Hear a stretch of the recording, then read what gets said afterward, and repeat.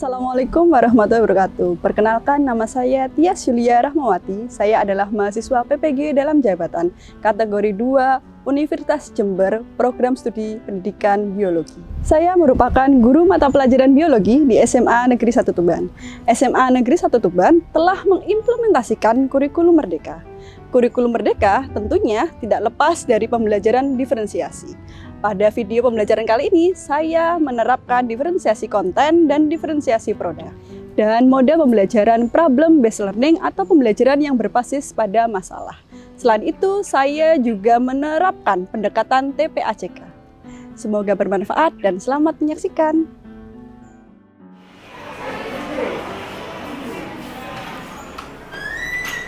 Selamat pagi anak-anak. Baik, Assalamualaikum warahmatullahi wabarakatuh. Waalaikumsalam warahmatullahi wabarakatuh. Apa kabarnya? Alhamdulillah, luar biasa. Generasi semangsa, generasi emas. Adakah yang nggak masuk hari ini? Tidak. Masuk semua? Dalam keadaan sehat ya? Alhamdulillah. Nah, untuk memulai hari ini agar kegiatan pembelajaran kita berjalan dengan lancar, tolong Alin untuk dipimpin doanya. Siap, gerak.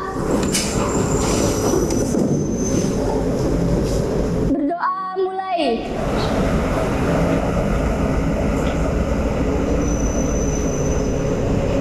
Selesai. Min, jadi sekarang kalian siap untuk mengikuti pembelajaran hari ini ya? Siap. Sekarang siapa yang masih ingat minggu lalu kita bahas materi apa ya? Ya silakan Dina. Struktur dan bentuk virus. Bagus sekali Dina, struktur dan bentuk virus. Nah, di materi struktur dan bentuk virus, minggu lalu kita sudah belajar tentang macam-macam bentuk virus. Ada yang bentuknya bulat, ada yang bentuknya batang, ada yang bentuknya spiral. Jadi, minggu lalu kita sudah memperoleh kesimpulan bahwa tidak semua virus itu memiliki bentuk yang sama. Nah, hari ini kita akan mempelajari materi tentang replikasi dan upaya pencegahannya. Jadi apa sih replikasi itu gitu kan ya? Tujuan pembelajaran pada hari ini itu melalui pemanfaatan media animasi dan diskusi kelompok, peserta didik mampu menganalisis replikasi virus dengan tepat. Kemudian melalui kegiatan diskusi kelompok serta pemanfaatan media AR, peserta didik mampu menelaah penyebaran penyakit yang disebabkan virus serta memberi solusi pencegahannya. Nah, sekarang pada saat pandemi gini nih ya, kalian pada saat kemarin tuh kemanapun tuh harus selalu memakai masker. Kayak kemarin Gosan kan sakit ya, dia memakai masker. Kemudian kemanapun harus cuci tangan atau memakai hand sanitizer. Kemudian menjaga jarak. Kalian juga sempat juga mengalami belajar dari rumah. Siapa yang tahu penyebabnya kenapa kita harus melakukan itu semua? Belajar dari rumah, jaga jarak, social distancing dan lain sebagainya. Silakan Arimbi. Ya, jadi itu beberapa upaya untuk mengurangi penyebaran virus corona agar orang-orang itu tidak terinfeksi virus corona. Oke, bagus sekali Arimbi. Jadi agar mengurangi penyebarannya, agar tidak gampang tertular virus corona dan lain sebagainya. Sebelum kita melanjutkan pembelajaran hari ini, silahkan kalian membuka HP kalian atau membuka laptop kalian untuk melakukan pretest. Jangan lupa passwordnya virus besar semua, kapital semua. Silahkan.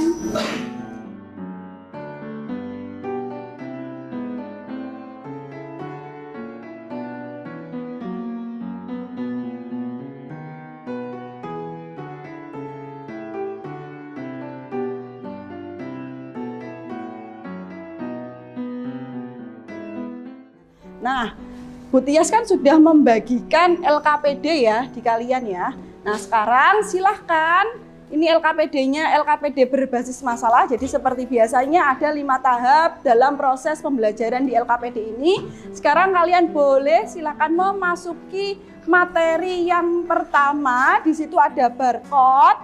Kalau kalian buka di mengorientasi masalah, di situ ada barcode, kalian bisa melihat itu videonya tentang apa sih. Kemudian kalian nanti setelah dalam proses pengamatan video itu tentunya kalian akan muncul pertanyaan-pertanyaan yang ada di kepala kalian gitu. Silahkan diamati.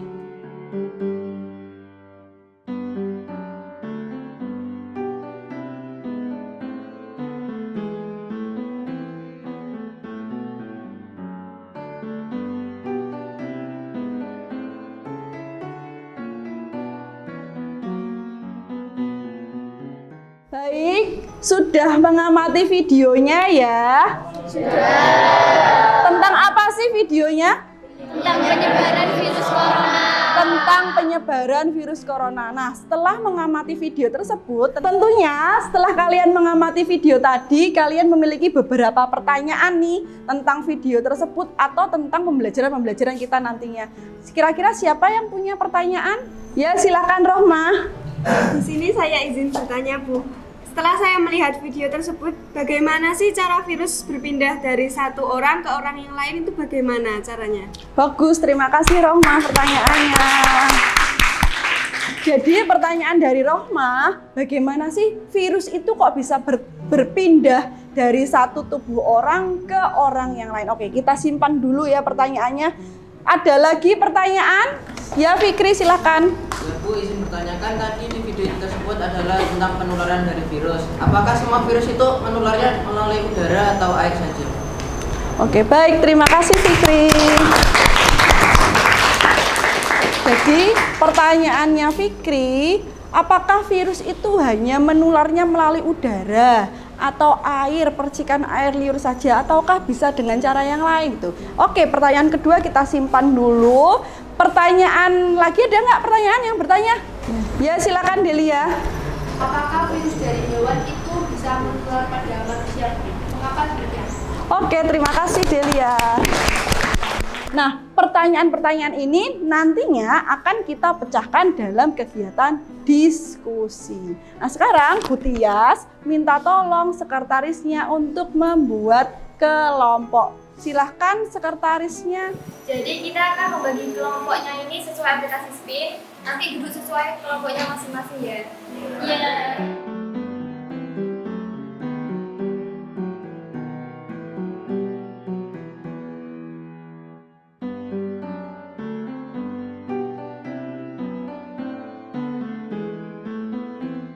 Baik, terima kasih Carol dan Valen sudah dibentuk kelompoknya. Sekarang kalian bisa duduk bersama kelompok kalian untuk melanjutkan kegiatan diskusi hari ini. Silakan duduk berkelompok.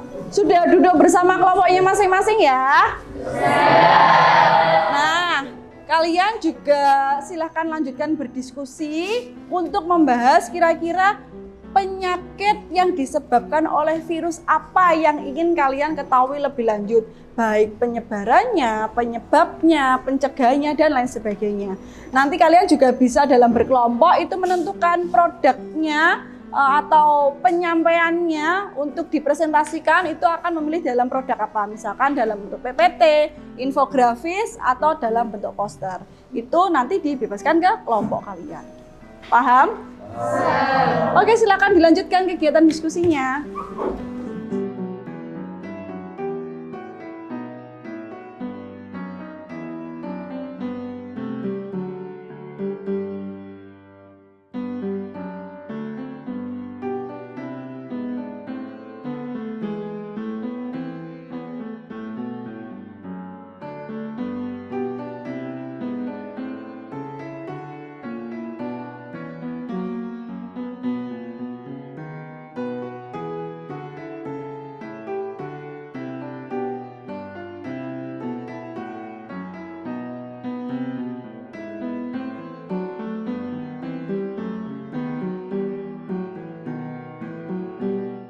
Sudah diskusi bersama teman-teman kalian, tadi masing-masing dari anggota kelompok kalian itu kan menyampaikan dari pengamatan video tadi kira-kira apa saja sih yang ingin dibahas di kelompok kalian? Siapa kelompok yang ingin menyampaikan kira-kira mau bahas penyakit apa dan sebagainya?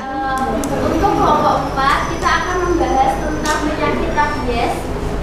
Nanti ada cara pengobatan, terus ada gejala-gejala jika terkena virus rabies, terus ada juga pencegahannya, terus apa sih virus rabies itu dan bagaimana dia bereplikasi. Bagus, terima kasih kelompok 4. Itu udah disertai dengan gambar virusnya ya, bagus. Berarti nanti kalau untuk pencegahannya dengan cara apa biasanya itu? Dengan cara vaksinasi. Oh, ada vaksin. Vaksinnya apa? Oke, belum ada ya vaksinnya apa. Jadi nanti bisa ditambahkan jenis vaksinnya itu apa untuk mencegah penyakit kuku dan mulut pada mamalia.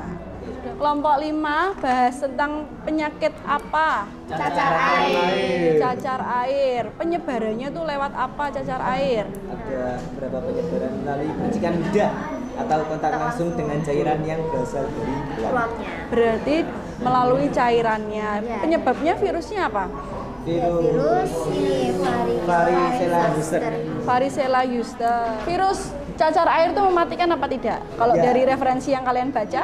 Ya, berbahaya kalau tidak divaksin terlebih dahulu. Kalau tidak divaksin dia cukup mematikan.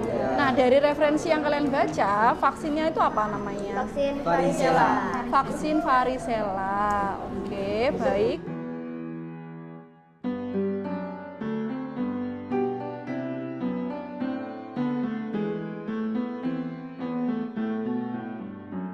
Tolong dicari lagi apakah virus influenza itu bisa dicegah dengan vaksin. Nah, kalau iya, nanti vaksinnya apa? Nanti bisa ditambahkan di sini. Ini bikin poster infografis atau poster. Nanti bisa ditambahkan lagi, dilengkapi lagi sehingga nanti presentasinya lebih sempurna. Ya. Oke, terima kasih. Bahas produknya bahas tentang membuatnya dengan PowerPoint. Oke, bagus. Sudah tinggal dilengkapi dikit-dikit. Nanti siap presentasi. HIV/AIDS nanti kalian bisa tambahin nih jakornya. Jadi HIV/AIDS itu jauhi virusnya, jangan jauhi orang. Baik, sekarang kalian tadi sudah melalui kegiatan diskusi. Sekarang saatnya mempresentasikan agar teman-teman kalian itu juga tahu virus apa sih yang dibahas kelompok 1, virus apa sih yang dibahas oleh kelompok 2, sehingga dia juga tahu penyebarannya lewat apa, disebabkan oleh virus apa dan lain sebagainya. Sekarang silakan siapa yang akan presentasi dulu? Baik, assalamualaikum warahmatullahi wabarakatuh. Waalaikumsalam.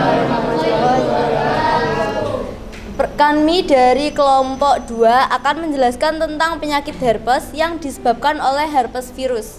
Baik, yang pertama ada penyebab penyakit herpes. Herpes adalah kelompok virus yang dapat menyebabkan infeksi. Infeksi virus herpes umumnya ditandai dengan kulit kering, luka lepuh atau luka terbuka yang berair. Gejala penyakit herpes. Yang pertama, lepuan berisi cairan yang mudah pecah. Kedua, kulit terasa gatal. Ketiga, demam. Keempat, sakit kepala. Kelima, kelelahan. Keenam, mati rasa atau kesemutan pada kulit. Apakah ada pertanyaan? Di sini saya izin bertanya. Sini kan membahas tentang penyakit herpes. Penyakit herpes disebabkan oleh herpes virus. Lah, herpes virus itu termasuk DNA atau RNA? Baik, terima kasih pertanyaan dari Rohmah. Jadi herpes virus itu termasuk DNA ya. Apakah ada tambahan dari Bu Tias? Sudah bagus. Kelompok 2 bahas tentang penyakit herpes virus. Di situ juga udah ada keterangan dia strukturnya ya, contoh gambarnya. Herpes virus itu bagaimana? Kemudian dia pencegahannya dengan cara ada vaksinnya nggak di sini? Vaksin atau pencegahannya? Oh ya, pencegahannya ada. Jadi untuk vaksinnya apakah ada atau tidaknya vaksinnya atau pengobatannya nanti bisa ditambahkan lagi ya, dicari tahu lagi. Oke, baik. Tapi secara overall, secara keseluruhan itu sudah bagus. Terima kasih kelompok 2. Terima kasih Bu Tias. Assalamualaikum warahmatullahi wabarakatuh. Kami dari kelompok 5 akan mempresentasikan terkait penyakit cacar air. Nah, langsung saja. Cacar air. Cacar air adalah penyakit menular yang disebabkan oleh virus varicella zoster? Pengobatan yang diberikan umumnya bersifat suportif. Yang pertama, konsumsi banyak cairan, pakaikan celana panjang, kaos tangan panjang, dan kaos kaki untuk mencegah anak menggaruk kulit. Ketiga, memotong kuku anak agar tidak melukai lepuhan ruam. Keempat, menggunakan krim atau gel pendingin dari apotek.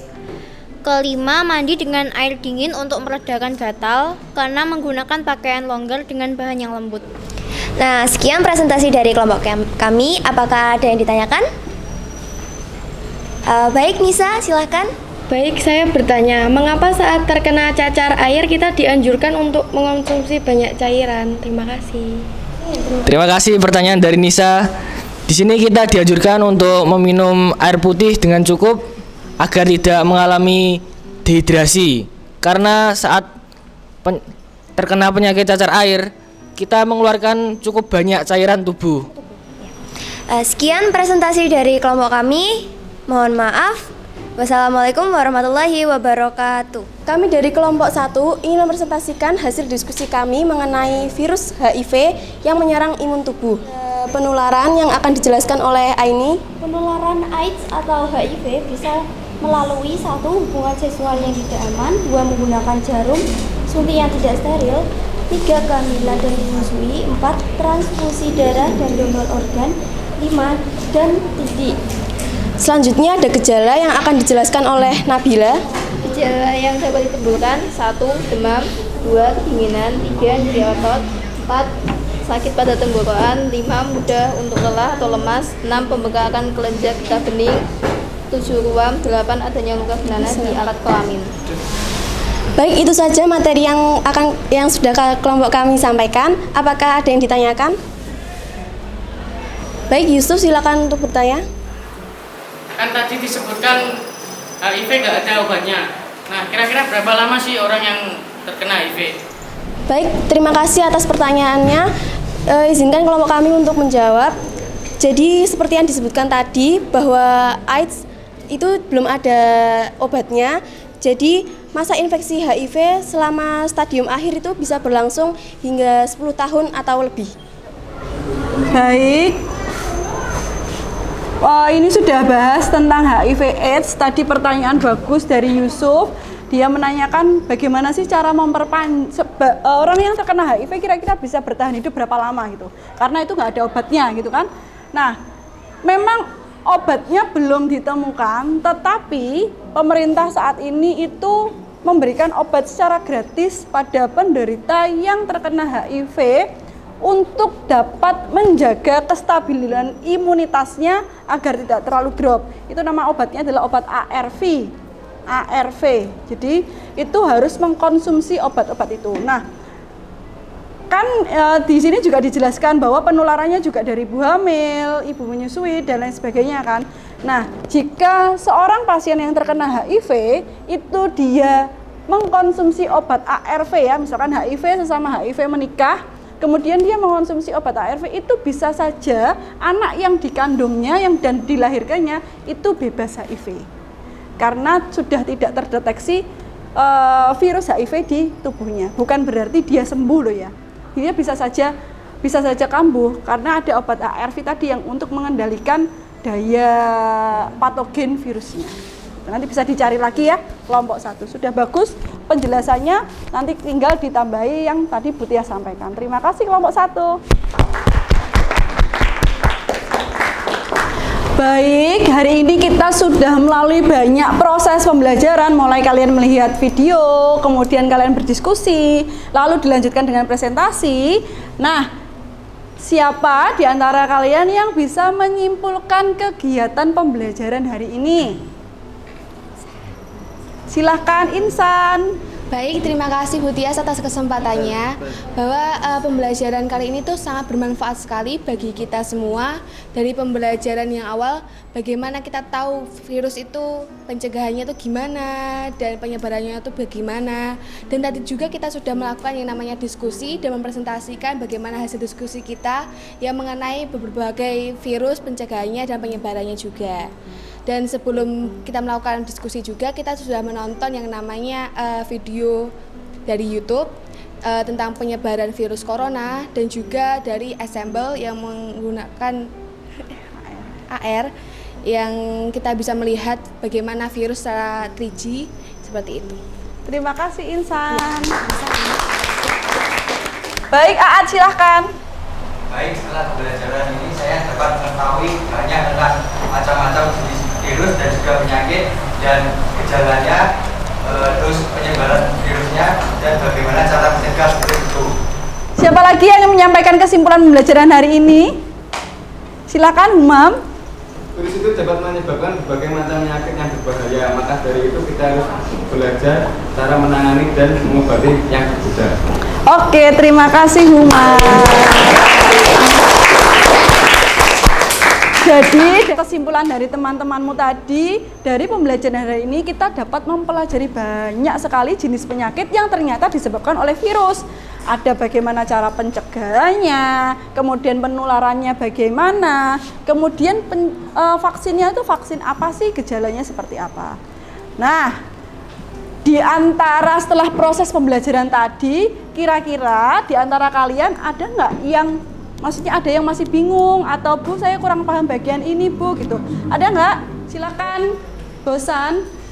Permisi Bu, saya izin bertanya. Tadi saya kurang paham soalnya kan disebutkan kan tadi caranya apa namanya virus itu menularnya kan kayak beberapa kayak tadi pas cacar air itu melalui kayak sentuhan gitu kan, berarti pas di dalam manusia itu virus itu bereproduksi atau bagaimana? Soalnya kan yang dari pembelajaran kemarin kan virus itu bisa disebut benda hidup atau benda mati, sedangkan reproduksi itu adalah salah satu ciri makhluk hidup gitu.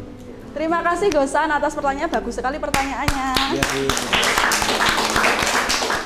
Baik, tadi Gosan bertanya bahwa bagaimana sih virus itu bisa menyebar ke dalam tubuh kita. Misalkan dari tadi contohnya cacar air kan penularannya lewat cairan. Bagaimana kok virus itu bisa menginfeksi kita, bisa berkembang biak di dalam tubuh kita, tuh caranya bagaimana. Nah, oleh karena itu Bu Tias akan menjelaskan, memberikan penguatan bagaimana sih reproduksi virus di dalam tubuh kita. Oke? Baik, tadi kan ada teman kalian yang bertanya, Gosan tanya bagaimana sih cara berkembang biak virus di dalam tubuh manusia. Nah, sekarang Bu Tias akan menjelaskan beberapa hal tentang perkembangbiakan virus. Di antara yang pertama adalah cara hidup virus.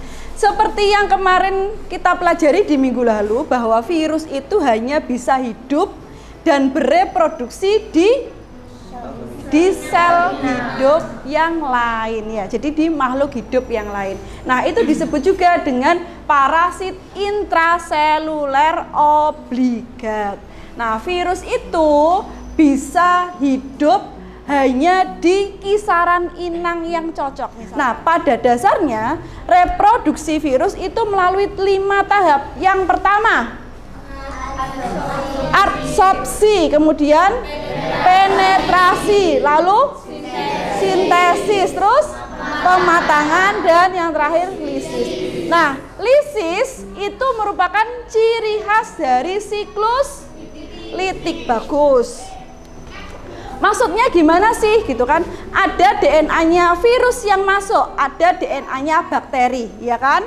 Nah, ibaratnya kalau siklus lisogenik itu adalah pura-pura baik ya, temannya musuh dalam selimut. Gimana maksudnya? Jadi ini adalah DNA-nya bakteri. Terus kemudian ini adalah DNA-nya virus. Ketika masuk siklus lisogenik, dia akan bergabung menyerupai DNA-nya virus bersama dengan DNA-nya bakteri. Dia menyerupai temannya, padahal dia sebenarnya baik apa tidak, bertujuan baik apa buruk? Buruk, karena pada akhirnya dia akan menguasai si tubuh bakteri, tapi menunggu saat-saat yang tepat. Nah, ketika si bakteri ini membelah, maka dia juga akan ikut membelah. Paham sampai sini? Sekarang kan Bu Tia sudah menjelaskan, ya kan? Sebentar lagi saatnya post-test, tapi agar kalian lebih fresh untuk mengikuti post-test, kita akan ice breaking dulu. Silakan berdiri.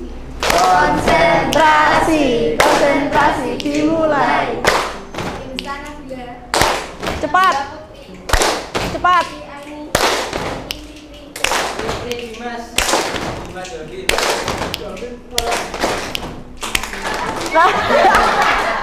Oke, terima kasih.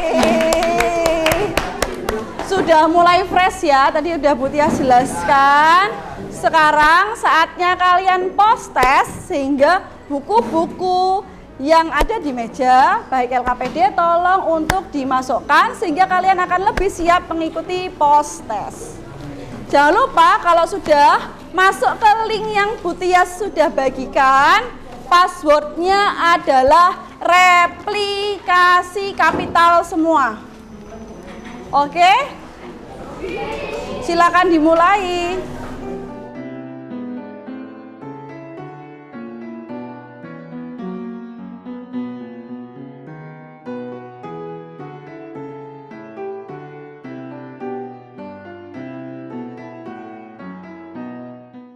Baik, setelah kalian post test tadi kayaknya Bu Tia lihat beberapa ada yang masih remedi. Nanti ada pengayaan lagi bersama Bu Tia, dijelaskan lagi materi mana sih yang belum jelas sehingga nanti kalian akan mendapatkan nilai yang lebih maksimal lagi.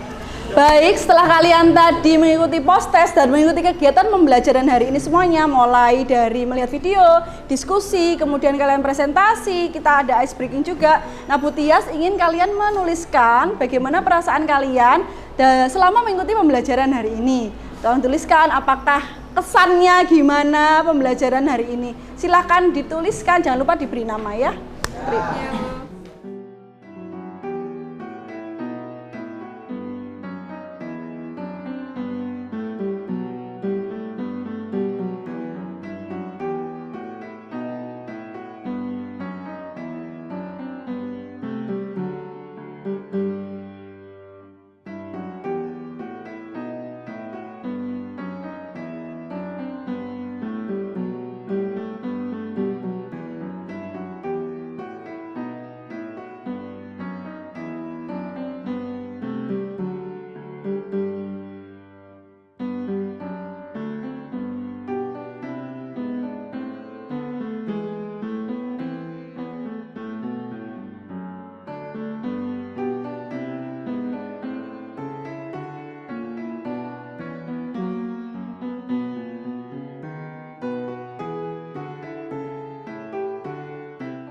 Terima kasih anak-anak sudah menuliskan perasaannya hari ini mengikuti pembelajaran hari ini di Jamboard. Adakah di antara kalian yang ingin menyampaikan, mengutarakan perasaannya secara langsung selama mengikuti pembelajaran hari ini?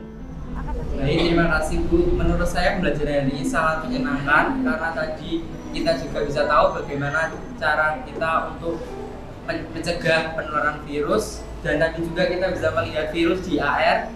Dan ada juga kita melihat video penyebaran virus corona. Baik, terima kasih Dimas. Nah, hari ini kita sudah cukup banyak melewati proses pembelajaran mulai dari diskusi, presentasi, melihat video, ada AR yang kalian bisa melihat bentuk virus secara 3D, kemudian ada animasinya, kemudian ada flipbook yang ada di e-book, ya kan? Flipbook, kemudian kita juga melalui ice breaking, ada dengan Jamboard yang kalian sungguh atraktif sekali menyampaikan perasaannya di Jamboard ya. Untuk kegiatan selanjutnya, kita akan di minggu depan akan mempelajari latihan-latihan soal tentang virus. Jadi semua materi virus, kita akan mempelajari latihan soal dan kita juga akan membahas tentang vaksin, pengobatannya, kemudian pencegahannya virus itu seperti apa, kita akan mempelajari lebih dalam. Jadi tolong untuk dipelajari lebih lanjut sehingga pada pembelajaran selanjutnya kalian akan lebih siap untuk mengikuti pembelajaran di hari itu. Baik, untuk mengakhiri kegiatan pembelajaran hari ini, pembelajarannya akan ditutup dengan doa. Silakan Alin untuk dipimpin doanya. Baik, untuk mengakhiri pembelajaran hari ini, semoga ilmu yang kita dapat berkah dan berguna untuk nanti masa depan. Berdoa mulai.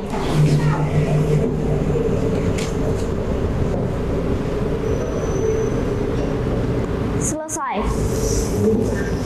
Terima kasih anak-anak.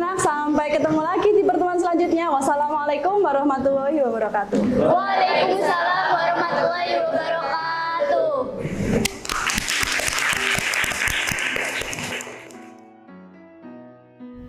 Disampaikan terima kasih kepada Kementerian Pendidikan yang telah memberikan beasiswa kepada kami mahasiswa PPG dalam jabatan kategori 2. Terima kasih kami sampaikan kepada Ibu Dr. Erlia dan Bapak Andri yang telah memberikan motivasi, bimbingan, serta supportnya sehingga saya dapat melaksanakan PPG dalam jabatan kategori 2 ini dengan baik. Disampaikan pula terima kasih kepada Kepala Sekolah kami, Ibu Wiwi Widiawati yang telah memberikan support dan izinnya untuk melaksanakan PPG dalam jabatan kategori 2 ini. Dan tak lupa saya ucapkan banyak terima kasih kepada rekan sejawat saya, Ibu Rosi yang telah memberikan support, dukungan, dan motivasinya. Dan tak lupa saya sampaikan kepada anak-anak saya, kelas 10H, terima kasih atas kerjasama, support, dan semangatnya selama mengikuti kegiatan PPL ini. Semoga video pembelajaran ini membawa banyak manfaat. Dan akhir kata, terima kasih. Wassalamualaikum warahmatullahi wabarakatuh.